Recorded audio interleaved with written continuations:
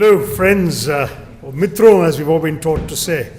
I really apologize for this rushed entry and equally rushed exit, because Parliament is in session, and we have, in addition to everything else, something called roster duty. So it's my duty to be there, and I'm actually, as of now, absent without leave. So forgive me for giving you a short and focused message. The panel that I was supposed to be on, and which I really regret not being a full participant of, is about the larger phenomenon in the context of political parties and media and their attitudes to these broader issues. And I thought that since it's happening today on the 9th of August, it's rather striking that you may have noticed that the Prime Minister has chosen the anniversary of the Quit India movement to launch a campaign today called 70 Saal Azadi Zara Yaad Karo Kurbani. You all missed this somehow? I guess you're not tuned into the right media these days. It's actually 74 years, of course, since the Quit India movement, not 70, but we can't quibble mathematically. The idea is that it raises a larger question, which actually I think also involves a challenge to the political parties and the media. And while there's a lot one can say on the broader topic, and I'm sure others will, I thought this having happened today, I should address this particular point right off. What's going on here? I mean, it's very clear that the BJP, led by the Prime Minister, has sought to drape itself in the mantle of nationalism. We've seen this one issue after another, the university issues, Kanhaiya, the Rohit Vemula affair, the Ambedkar Study Circularity. All of this has been about the creation of a binary of national and anti-national. And of course, what's interesting is that having been relatively quiet for a few months, and none of us has been asked recently to say Bharat Mata Ki Jai, have you? No, somehow. But I mean, we've all had our rounds of that, but somehow it's been quiet. Suddenly now the anniversary of the Quit India movement has become the one in which the whole nationalism message is coming up again. And what's interesting here is that, of course, the Quit India movement is an occasion that the BJP could have actually chosen to criticize and repudiate rather than celebrate, because after all, one could argue that what happened as a result of the Quit India movement is that the entire nationalist leadership went to jail, that the Muslim League was then given a free hand to take advantage of positions that they had not been elected to in the elections of 37, that as a result they prepared their arm, they got all the patronage dispensed through the British, and when the Congress leaders were eventually released, they were hopelessly out of touch with what had been going on in the country for the preceding few years, and the Muslim League for the first time got a majority of Muslim seats in the 46 elections, and partition followed. So you could actually construct a narrative from an anti-Congress point of view saying Quit India was a disaster, but that's not what they've done. What's interesting is they've actually, instead of repudiating the Quit India movement, they've taken the line that this was a great moment and all of us should remember the Qurbani of the freedom fighters. And I think what's striking is the message that they want to drape themselves in the mantle of the freedom fighters, by implication placing themselves on the same side of the contemporary retelling of history that we are now seeing happening very systematically from those at the top. The complication, of course, is that the political cause to which the BJP is an heir, epitomized by the RSS, the Hindu Mahasabha, the Jan Sangh, etc., really didn't have anyone who was particularly active in the freedom movement. And so you saw that they had been trying to borrow their heroes. The astonishingly late posthumous Bharat Ratna for Madan Mohan Malviya, which we saw happening last year. Now the repeated attempts to resurrect Sardar Patel as an icon somehow of the BJP. We haven't heard too much about farmers being asked to donate iron from their plows to build this gigantic, grandiose statue in Gujarat of Sardar Patel. But as you know, in the first budget, a couple of 100 crores were found for the government to pay for the statue. So I suppose the farmers are now a little more dispensable.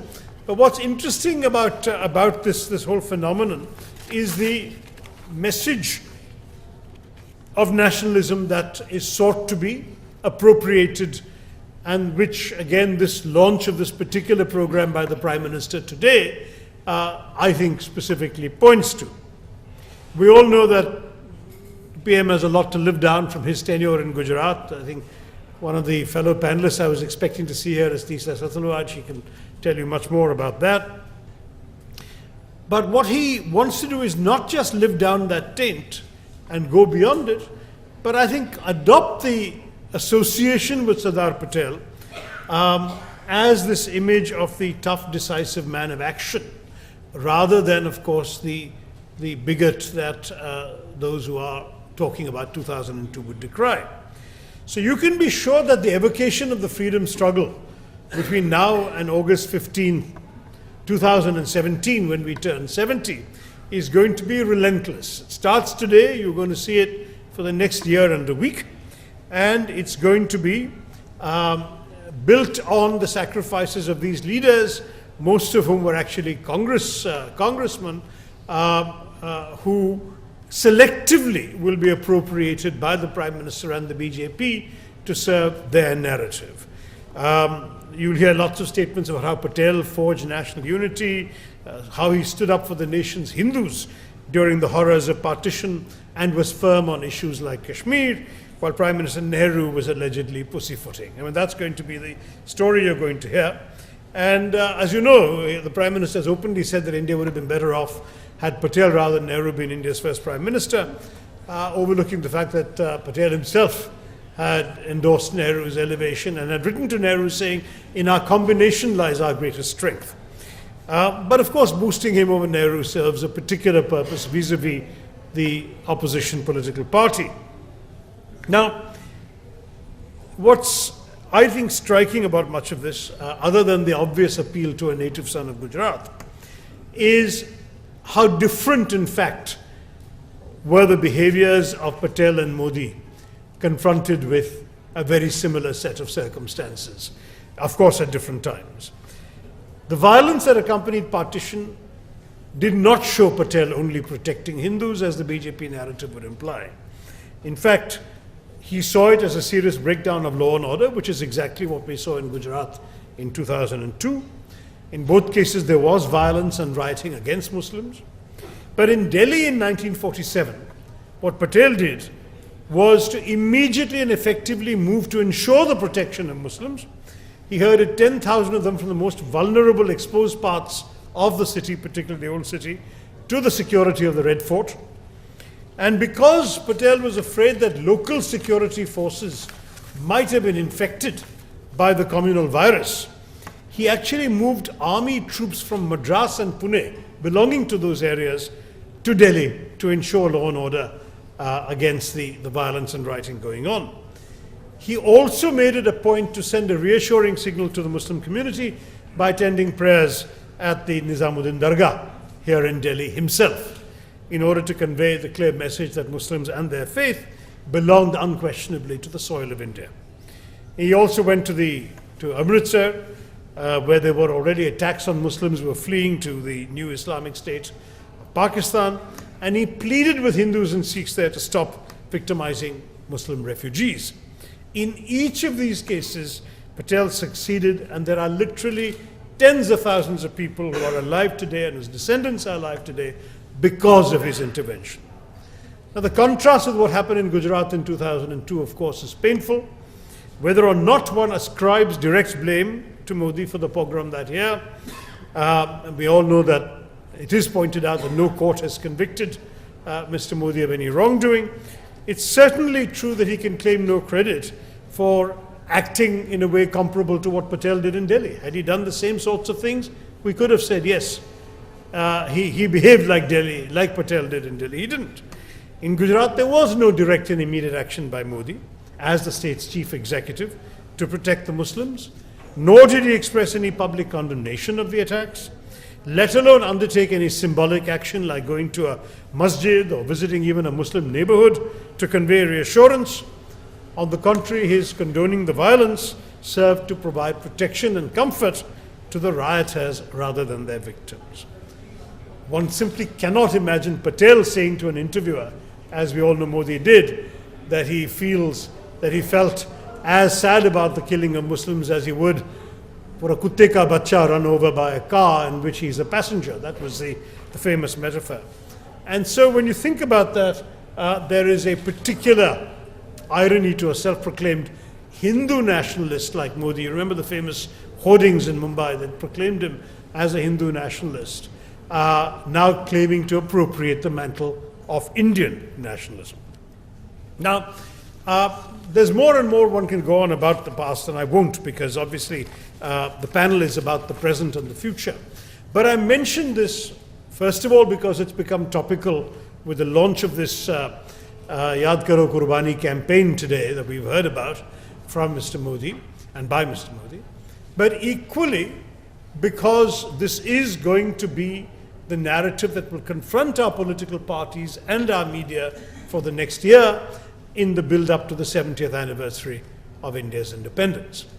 And the question that parties and the media will have to ask is, how can we deal responsibly with this in a way that affirms our commitment to Indian nationalism and to the nation, the freedom struggle, the fact of all that we fought for and our ancestors fought for and won for us, without at the same time surrendering to the identification of the Indian nation with the government, which should never have been the case at any stage, and even more with a particular political party whose own credentials in the nationalist movement are non-existent.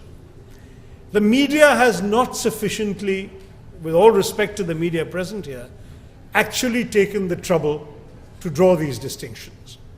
And so it has allowed itself to become complicit in a rather dangerous game of seeing the Indian nation identified with and synonymous with the government in turn synonymous with the ruling party, the whole edifice epitomized in the personage of the Prime Minister, wrapped not just in the shawl that he trademark wears, but also in the Indian Tiranga. And this I think is the challenge we're going to have to respond to, because you may have noticed that during the Bharat Mata Ki Jai controversy, we did not collectively cover ourselves with glory. Indeed, my own party was complicit in a rather disgraceful resolution in the Maharashtra Assembly that actually suspended a legislator for not saying that. The media, with one or two honorable exceptions, gave very little space to this dissenting view. Instead, we did have a conflation, as I described earlier, of nationalism, party, government and Prime Minister in a way that was truly quite alarming, because it left very little space for legitimate dissent, which in turn was caricatured and marginalized as a few anti-national slogan shouting extremist commies in the university campuses. Now this is something which we cannot allow to see happening in the next year. And I would say, in concluding my 10 minutes of remarks, where I fear I've slightly exceeded, I would say that the challenge for us is to repeatedly hammer away and get the media to echo with us this fundamental distinction. Hammer away the distinction between the past and the present, the historical claims such as they were or were not of the ruling party, the genuine sacrifices and indeed the genuine limitations and failures of our nationalist heroes in the past, and how the nation they have created was one which enshrined a space for discussion, for dissent, for democratic debate, rather than one in which there was one overriding view of nationalism epitomized by the government and headed by one individual, to the exclusion of all those who disagree with him, his government or his party.